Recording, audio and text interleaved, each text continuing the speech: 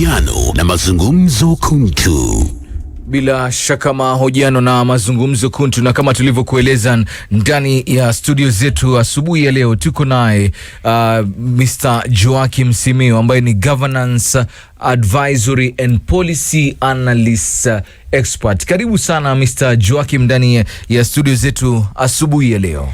Nashukuru. Karibu sana. Nimepata fursa kuwa hapa leo. Karibu sana. Na nafikiri tutaanza tuna whatever has been being discussed all over the country asubuhi ya leo, na ni kuhusiana na hii story ya maeneo ya Narok kule na whatever happened kwa wananchi wa maeneo ya Narok wakati ambapo walikuwa wanaandamana jana, na hii inajiri tu siku kadhaa baada ile documentary ya BBC ambayo ilikuwa inaonyesha ya kwamba jamani, wakati wa maandamano ya Gen Z there was a lot of excessive force kutoka kwa maafisa wa polisi, and of course blame inaenda kwa watu wanne: IG Douglas Kanja, Rais Dr. William Ruto, waziri anayehusika na masuala ya kiusalama Kipchumba Murkomen, pamoja na Chief of Defense Forces CDF General Charles Kahariri. What do you make of this, Mr. Joakim? Hii yote inaonyesha ile kelele tumekuwa tukipiga si kwa sababu tumekosa cha kufanya. It's because there is a problem to be solved. Na kile kilifanyika Narok ni jambo ambalo kwangu kibinafsi ni kulingana na uongozi ambao tuko nao. Si jambo la kunishangaza. Ni mambo ambayo natarajia yafanyike na mengine mengi kama hayo chini ya huu uongozi wa hawa viongozi ambao tulichagua tukisema ni Mungu ametupatia. Jambo ambalo limeleta shida pale Narok ni jambo la shamba. Ekari 6,300. Katika hii nchi tunajua watu ambao wanapenda mashamba. Kila mtu anapenda shamba, Joakim. Kila mtu anapenda. Hata wewe unapenda shamba, mimi napenda lakini shamba. Kuna ile unapenda shamba. Kuna ile bidii unatumia. Ambayo hata wengine wenye wanapenda shamba wanashangaa. Umewahi kuona mtu anapenda kitu unachokipenda lakini anakipenda zaidi mpaka unasema wewe na umependa sana. So katika viongozi ambao tuko nao kuna wale ambao wanapenda shamba kabisa. And anyway there is a case involving land, you will hear their name being mentioned. It will not be wrong to assume that our president loves land so much. Si mara ya kwanza jina yake kutajwa katika fiasco ambayo imefanyika around shamba. Tunaanza na Adrian Moteshi land saga. Tukamwona pale hii shule ya primary yenye ilikuwa inapigwa tear gas, Langata Primary. And today we are in Narok. And I want you to know that as far as this government is still in place, there's nothing that is going to be done to find the justice of the young people, of the people that were killed.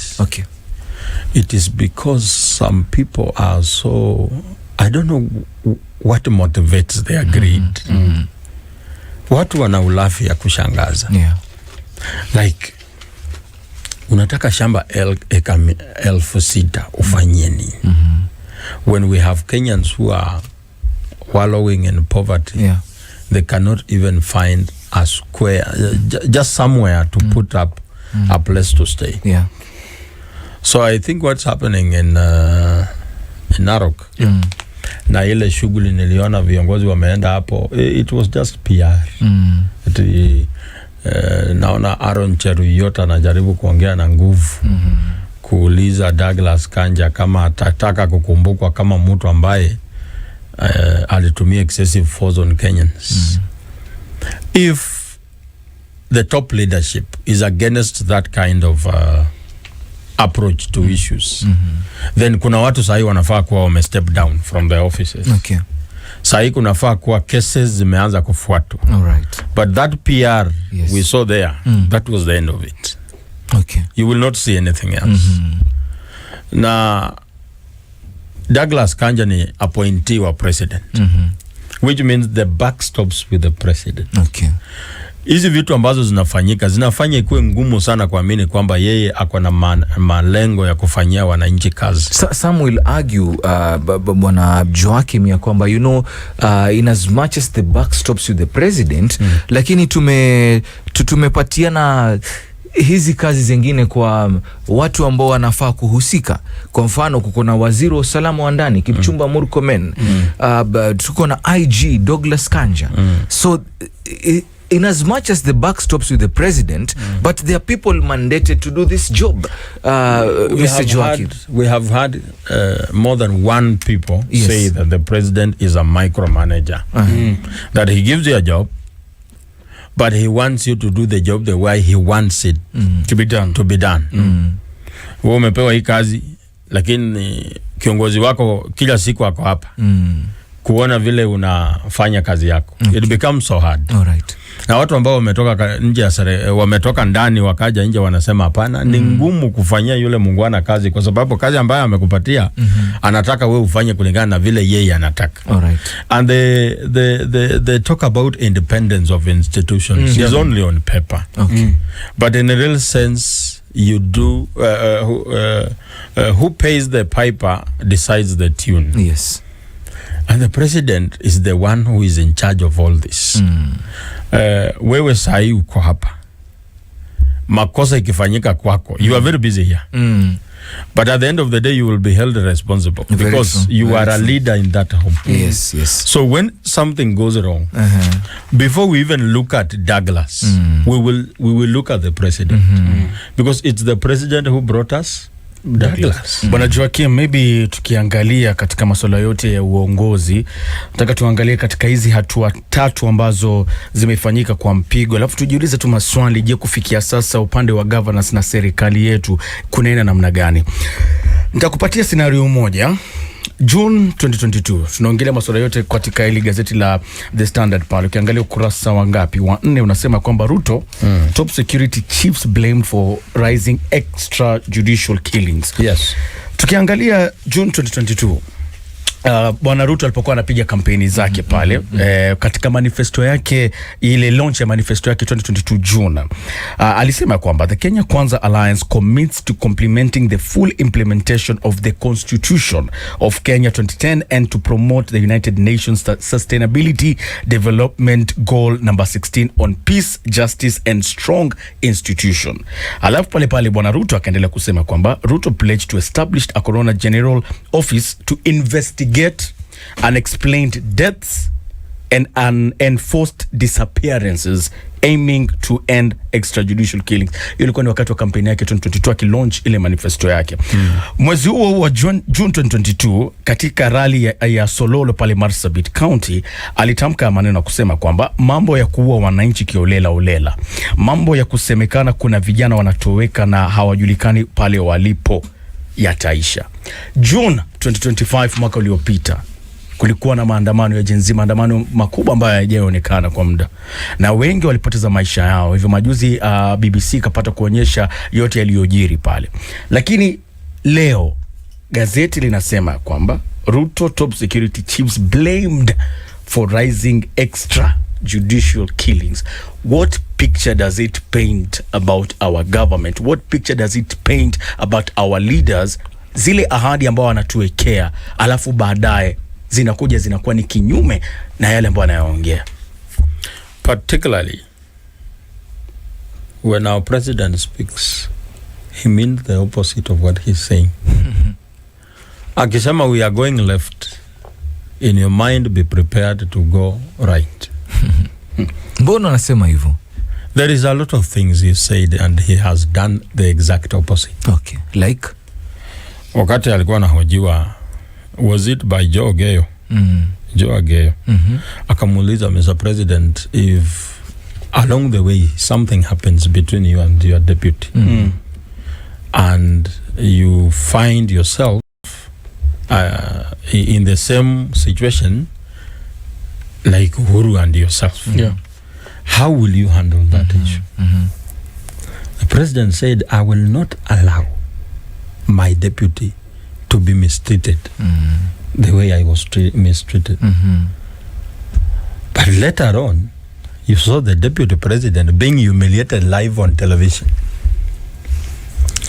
Which that's one of the instances. Yeah. Then another thing he said, kwamba hawa watu hii ushuru wanaongeza usiku na mchana. They do not understand the damage they are doing to the people and the economy of Kenya. When we get into power, we will not do what they are doing. We will look for other ways of raising revenue. Today as we speak, you are witnesses of what is happening. So nilianza kukuambia anything that is happening. Mimi hakuna kitu imewahi fanyika katika hii serikali ambayo imenishangaza.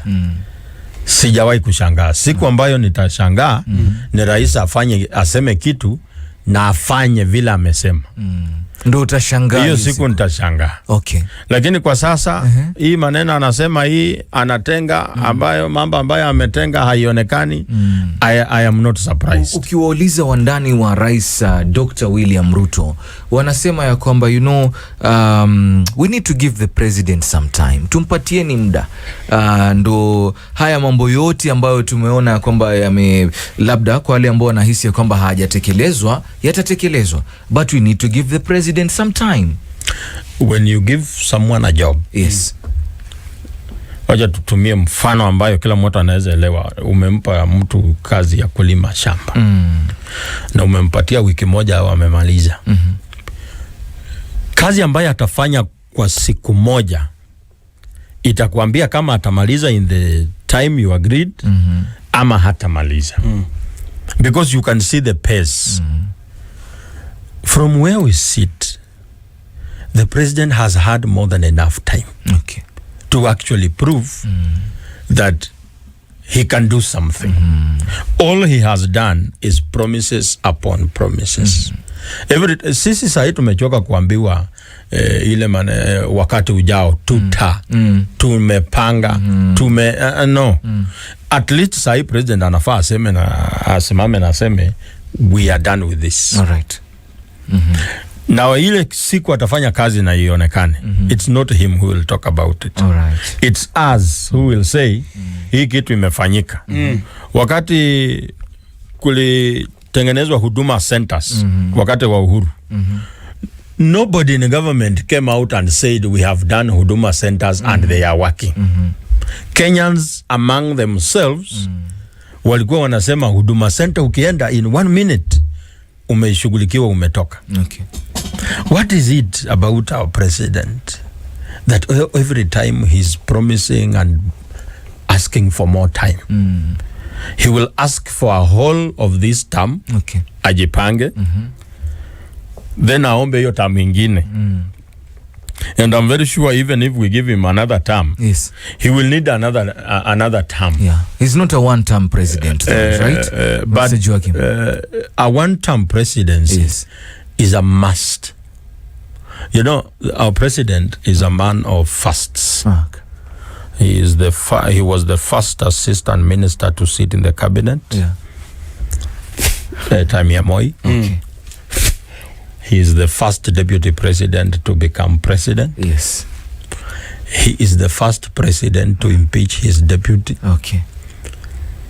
And he is going to be the first president to be a one-term president. All right. Uko na imani sana to you. According to what you think, Ndio? According to the messaging we are doing on the ground. Okay. The reception it's getting from the people. The actions the government is doing. All right. Na ndio maana huwa naambia hii serikali watu ambao wanapigia upato serikali waongezewe mshahara. Okay. Kwa sababu ni kazi ngumu. Ni ngumu. Wanafanya hii makosa, mnasafisha before ishe wamefanya ingine. Before ishe, the people supporting this government are really doing a hard job. And they should be paid handsomely. Kama wewe una support hii serikali na bado you are not driving a nice car, you don't have good money in your account, you're wasting time. Okay. This government should be paying people because it's very hard. Ukisimama hata uongelee mambo ya housing. Wameanza affordable housing, you know. Actually nilikuwa nataka niletee hapo. Unataka kutuambia kwamba mimi pamoja na Zuli hapa kwa hii miaka miwili Rais William Samoei Ruto hakuna kitu ambacho amekifanya ambacho wewe kama Mkenya unaweza kusema kweli kazi imefanyika? Akafanya kitu ambayo inafaidi wa Kenya bila kumfaidi yeye. Tuangalie, tupige hesabu hapo. Yes. 2022 ndo alivyoingia mamlakani. 2024 ni miaka miwili. Yes.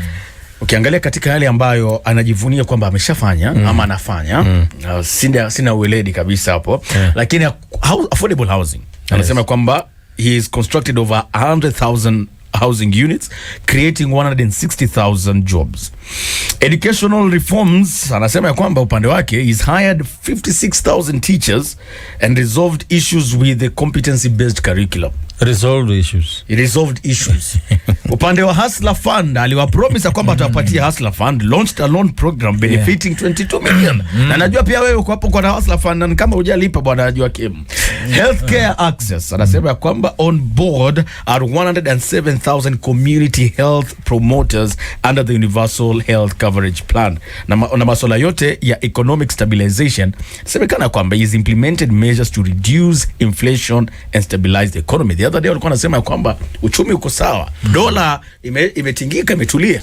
Uchumi uko sawa kivipi? Ndugu yangu, unajua wanaongelea uchumi na kana kwamba it's rocket science.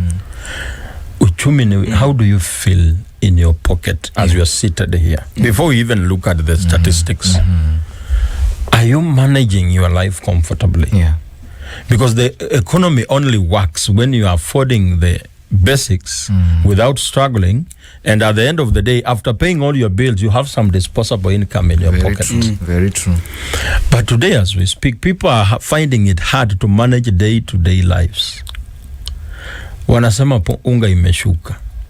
The issue is not the price, the issue is the affordability. Unaweza shukisha unga kutoka 200 kuja 50, but if it's a problem to find 50 shillings, hiyo unga bado it's out of reach. So the focus should be on making an environment that enables Kenyans to afford these basic services. But if you have to save ndo afford matumbo, ati lazima usave siku 2-3 ndo at least uchange pesa itoshe ununue matumbo ukule, that economy is not working. Today, mtu ambaye alikuwa anafanya kazi ya dereva wa matatu wakati wa uhuru, that person is probably doing the same job today. But the things he used to afford at that time with the salary he was getting, he can't get the same things today. Very true. Mpaka mtoto anashangaa, siku hizi slices za mkate kwa meza hazikuji vile zilikuwa zinakuja. Baba anasema, huyu Ruto huyu. So mtoto inabidi aangalie, how has Ruto, what has he done ndo mkate kwetu ikapungua. Alafu akiangalia naona mambo ambayo inasemekana sio ile inafanyika. The issue of affordable housing. Anasema sijui nyumba 1,000 ngapi. At least sasa tunafaa tuwe na ushuhuda kutoka kwa Wakenya kwamba zile completed units, they have now, some people have moved in. Right. Kwani anataka jenge ngapi ndo waanze kuingia? Si ile nyumba imemaliza kujengwa, Wakenya waingie, wapewe, aseme for now, let's say for example the houses we built in Ngara, Kenyans have occupied. And you will have a friend of a friend of a friend living in that house. Right. Do you know anyone who has benefited from these programs? If you struggle finding a person who has benefited, then I doubt if it's actually working. All right. Kuna siku alisema, Rais alisema ati the development project they are doing, you need faith to see them. Unahitaji imani. Na mimi naona ni kama sina imani kwa sababu sijawahi ziona. Ndio maana huzioni labda. Kwa sababu hiyo imani hana. Ile siku alisema kuna nyumba zimejengwa Diani. Yes.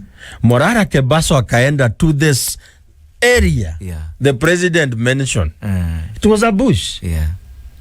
He was there physically. So what is it that we need to be shown to know that things are not working? All right. Some people are saying that the hatred towards President Ruto is orchestrated and it is just fictitious. It's not. Things are happening. Denzel Omondi alitupwa ndani ya ditch akiwa amevunjwa miguu but alikuwa hai. Which means he drowned because he couldn't swim. Such an inhumane act in a government led by someone who vowed and said, vile umesoma pale, enforced disappearance and killing of young people should stop. You can imagine the pain Denzel Omondi went through before he died. Eric Shieni, kwa hii documentary, was shot in the back by a person mwenye tunaambiwa ni military officer. Mwanajeshi hufai kupiga moto risasi na nyuma. That's cowardice. But the guy was shot in the back, unarmed, and is actually fleeing. So sisi tukisema kwamba serikali inafanya mambo mbaya, are we being unfair? Mr. Joakim, tumetoka China juzi tu. Yeah. And you know, President secured almost 143 billion Kenya shillings, money that is supposed to, you know, come into the economy. Hii ni pesa ambayo tutakuwa na SGR extension, tutakuwa na bypasses, tutatengeneza, you know, tutatengeneza mambo ya kwamba tutakuwa tuna export aloe vera. Tunasema kwamba in Kilifi tunataka kujenga special economic zone. So these are investments that are coming directly into the economy of the country. On paper, we are very good at imagining things. All right. Kenya is a very ambitious country. And on paper, you can allocate anything. So hii mimi naweza enda nyumbani niambie bibi yangu, I have a plan. We will be buying a beach house. Yes. But it remains a plan. The issue is not actually borrowing the money. That money might come. But I don't trust the people who went to look for the money. They have very sticky fingers. And I don't trust them handling the money they have borrowed in a way that it benefits the Kenyan people. Hii kukopa, every country in the world borrows. The difference is how do you use the money you've borrowed. Very true. Other countries borrow money. And they do projects. You can see good roads. Yes. You see healthcare is working. Your children are going to good schools. Public schools, not private. So even when the government says we are borrowing, the people are like, but we can see the money we've borrowed. What about our government? Yes. As we speak today, we have a debt of 11 trillion.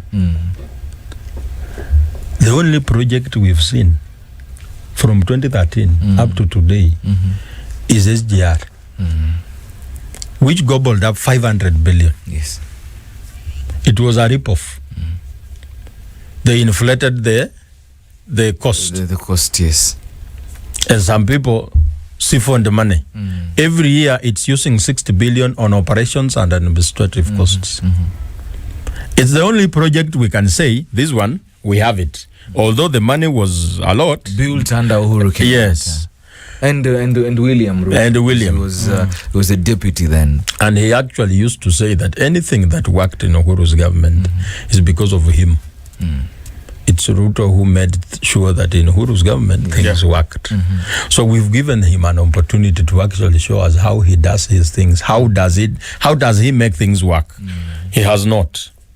Today, the government is using the issue of debt as an excuse to overtax you and deny services from you.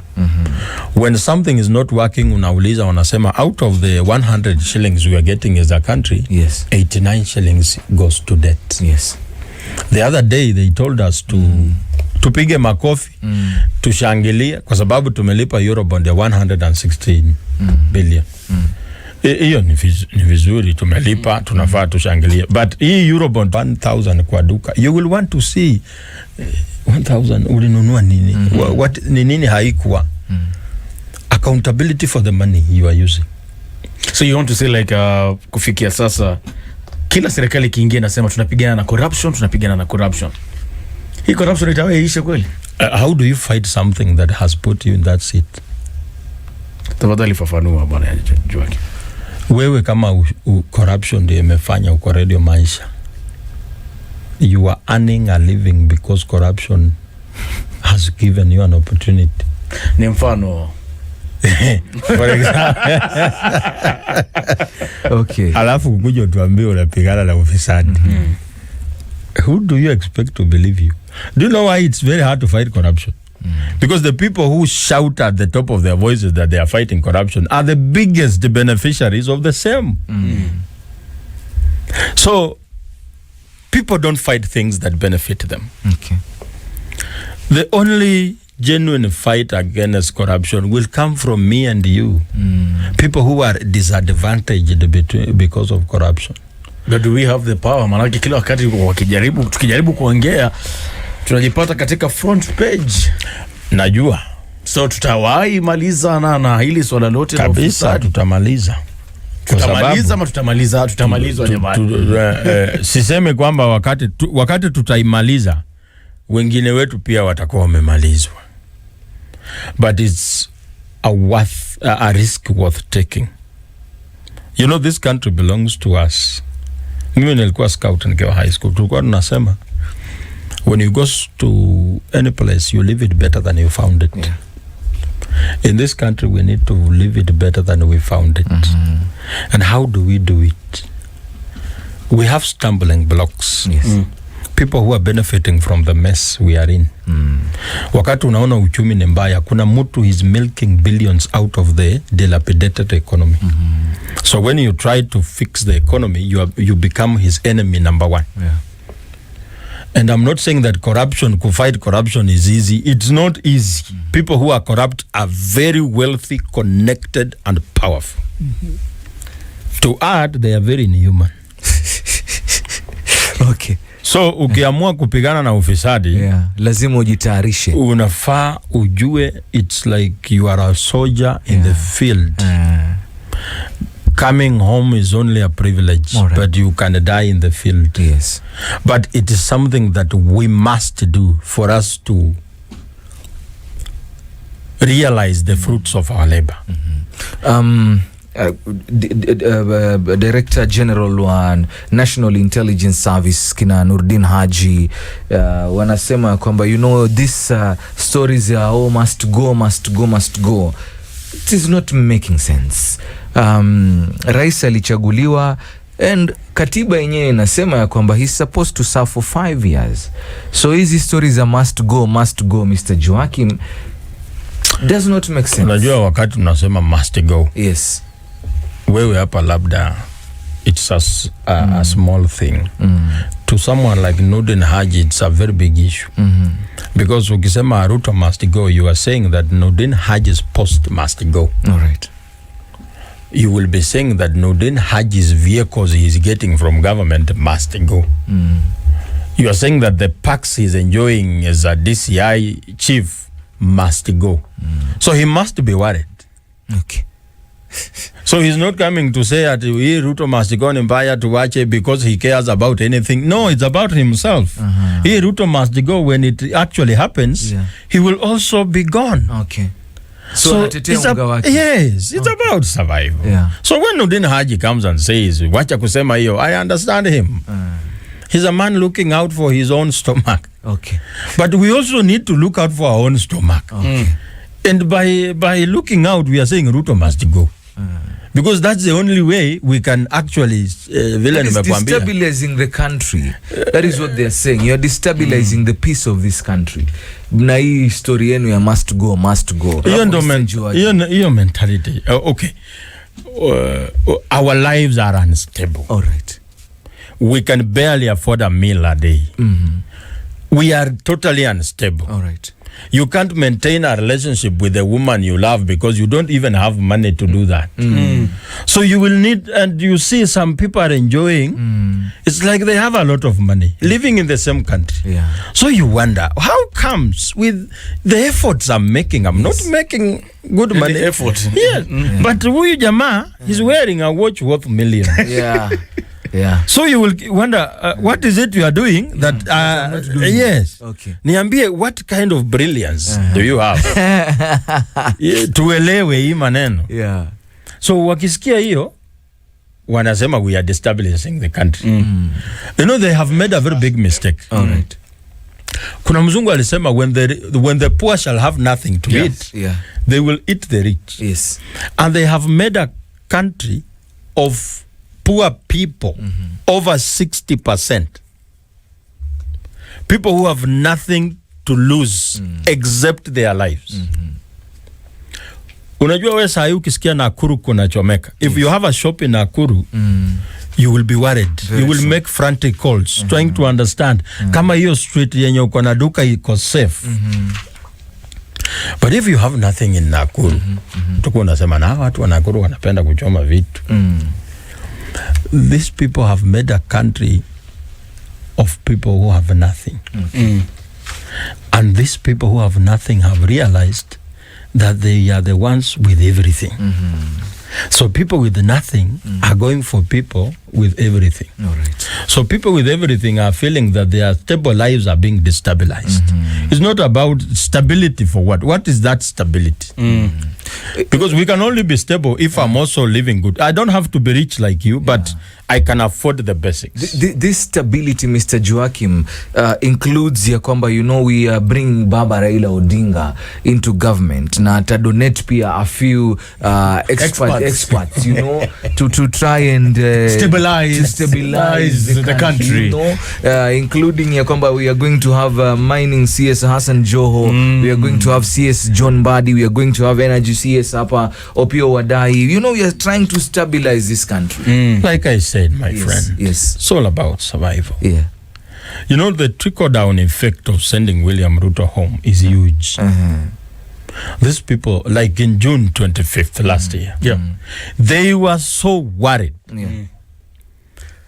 We are having a very strong force of people coming for this cake, and we don't know who they are. All right.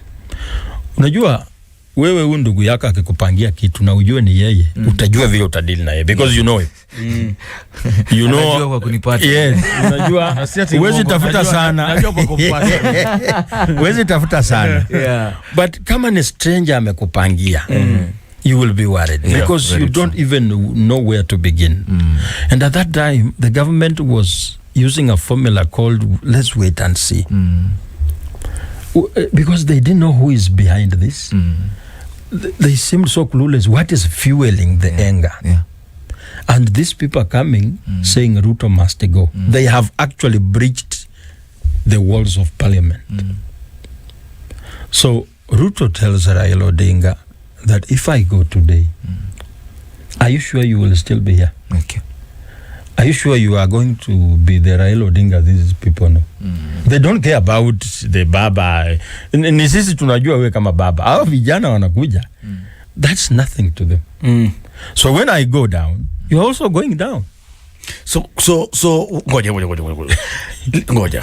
Unajaribu kutuelezea kwamba kuna vile hili shinikizo la baba na Ruto kukaa pamoja ni for the benefit of what? Survival. Yes. And it's just a tactic. Lakini vile vile pia najiuliza swali na Kenya wengi najiuliza swali. June 25th, June inakuja karibuni. Finance bill pia inagonga mlangoni. Last year, finance bill ilipokuwa inatolewa pale, Raila na Ruto walikuwa wanaongea lugha tofauti. Sasa hii wako katika nyumba moja. Kwa maoni yako, lugha itakuwa tofauti ama lugha itakuwa moja? Lugha ni moja. Ndugu yangu, it's about survival. So lugha hii itakuwa ni moja kwa niaba ya mwananchi ama niaba kwa ya hoja zao. The Raila Odinga who used to fight for people is no longer there. From 18th of March 2017. Was it 2018? Yeah. Just after elections. That guy who shook hands with Uhuru Kenyatta. Yes. So the fiery Raila Odinga, who used to fight for you and me, died on that day. The Raila Odinga we have doesn't care who becomes president, what he does with you. Wanasema Raila alibidi aingie serikali, ashikilie serikali, nchi isichomeke. Inchi kichomeka. June 25. Inchi kichomeka. Kati yako na mimi. Inchi kichomeka. Kati yako na Raila Odinga. Nani anaenda hasara? Of course ni mimi. No, Raila Odinga ako na hasara kubwa kushinda wewe. Oh, alright. Okay. Fafanua bwana Joakim. Raila Odinga ako na kampuni hapa inaitwa East Africa Spectre Limited. It supplies gas cylinders. Yeah. He needs a stable country to do his business. To do business, yeah. Raila Odinga has very big shares in this oil company, Shell and Ola. Yeah. He's a man, he introduces himself as I am Raila Odinga, a politician, yes, and a businessman. The biggest goal of a businessman is profit. And for you to get profit, you need a nice place where you can actually... A conducive environment for doing business. That's why they keep telling us, wacha kuchoma inji. Yeah. Hao watu ambao wanataka kuchoma inji, wanataka kuichoma juu hii inji haiwasaidii. Yes. So if they don't want this country to burn, they have to make sure that the people who want to burn this country begin benefiting from the fruits of this country. Okay. The biggest issue the people are asking, actually the issue is not governance. The issue is economy, money. That you are doing so much work, but you're not seeing the fruits of your labor. But you are seeing the fruits of your labor. Na mtu mwingine, mtu amevaa shati ya 1200. Na hii economy ambayo wanatuambia tufunge mkanda tujikaze kwa sababu mambo itaenda kuwa ngumu. It really doesn't make sense, Mr. Alafu mtu ambaye anakuambia mambo inaenda kuwa ngumu amevaa kiatu ya 1200 na kitu. Kwa hivyo nasema baadhi ya viongozi pia zilikuwa 70,000. Wewe wanachangia. I think pia upande wa pili pia it's not fair when you are preaching A and you are doing B. Lakini kando napo na yote hayo, pull down Blood Parliament, BBC documentary kasema kwamba itolewe, lakini kwa maoni yako hii kanda ambayo iliwekwa hewani, will it affect the finance bill ama matendo ya wananchi ifikapo? Look at the timing. I can say the person who is behind the Blood Parliament documentary is very brilliant. Timing is perfect. Preparing the ground just before the government lets out their budget numbers. Jana tuliona mkutano kati ya viongozi wale wa upande mwingine, speaking about Eugene Wamalwa, former deputy president, Rigathi Gachagua, Martha Karua, Kalonzo Musyoka, Fred Matiang'i, Dr. Mukisa Kitui, Justin Muturi pamoja na Mithika Linturi. Is this the solution for the country, Mr. Jua? There are faces that I saw on that table when I was wondering. You know, all right. I was wondering, can't we get better people? Yeah. Kwa hiyo table kulikuwa na watu ambao you can trust them. Yes. Watu ambao wamefanya vitu. Yeah. But on that table we saw people wenye ni watu wa ajabu. Before Rais Ruto achague Mithika Linturi kuwa waziri wa agriculture, they had to drop a rape case. And this is the same person who is now coming and claiming to be a safe pair of hands for the Kenyan people. But now, our biggest issue today is the Ruto must go. That is the biggest issue. The biggest issue. So anyone who comes on the table to make this a reality is an ally, a very important ally. Alikuwa anasema juzi bwana Joakim, my good friend Morara Kebaso, anasema the issue si story ya Ruto must go. Ruto must go and then what? And then what, Mr. Joakim? That is how Raila started. Akasema Ruto aende alafu. Kwa sasa Ruto must go, he will go, and then what, Mr. What Joakim? plan do you have for Kenyans? Yeah, what is the same safari Kenyans? We have made it very clear that Ruto must go. Our next assignment after Ruto goes, then who? For now, we have made it very clear into everyone's mind that Ruto must go. And now we are telling them why. We are telling them you have dilapidated roads, The economy is not working. Healthcare is working like a betting farm. CBC sasa tuko CBE. Tunaweza enda hivi tujipate CBD. Yani mambo ni mengi. You have answered the why. What about the how? Yeah. The how. How are you going to? The who? And the who. The how is very clear. Yes. We are we are basing mostly on the young people. Okay. Kwa sababu kuna mtu ameona hii shida for the last 50 years. Okay. Kumwambia change inakuwa ngumu. Anakuambia hata Moi, sijui watu waliona Moi na bado wako hapa, wanaona hata maisha imebadilika, iko better. You have a plan, utakuwa on the ballot come 2027? I will be on the ballot. Where are you vying, Mr. Joakim? I have 2 places. Okay. So the question is where? I have 2 places, either here in Nairobi or Bungoma in Kandui constituency. What position, Mr. Member of Parliament. Member of Parliament. That's where the problem is. Okay. That's where the problem is. Okay. And I'm telling you that the how. That's where, you know, it has become a rubber stamp of the State House. Yeah. Ulisikia juzi rais akisema bunge lazima ipitishe sheria ambayo nimependekeza. You can see that language. Lazima wapitishe sheria ambayo nimependekeza. Yani yeye, what he said should be final. Wabunge wakipiga msasa wasiseme this is wrong. Wapitishe. I hope you don't become a rubber stamp when you are elected, ndugu Joakim Simiyu. I hope you don't. I have taken time to try and understand why good people change when they go into that house. Yes. I think that question tutajibu next time ukirudi. Next time ukiwa mbunge ama wakati campaigns zitakuwa zimepamba moto. Tuko naye ndani ya studio zetu, ama tumekuwa naye ndani ya studio zetu asubuhi ya leo, Mr. Joakim Simiyu, Governance Advisory and Policy Analyst Expert.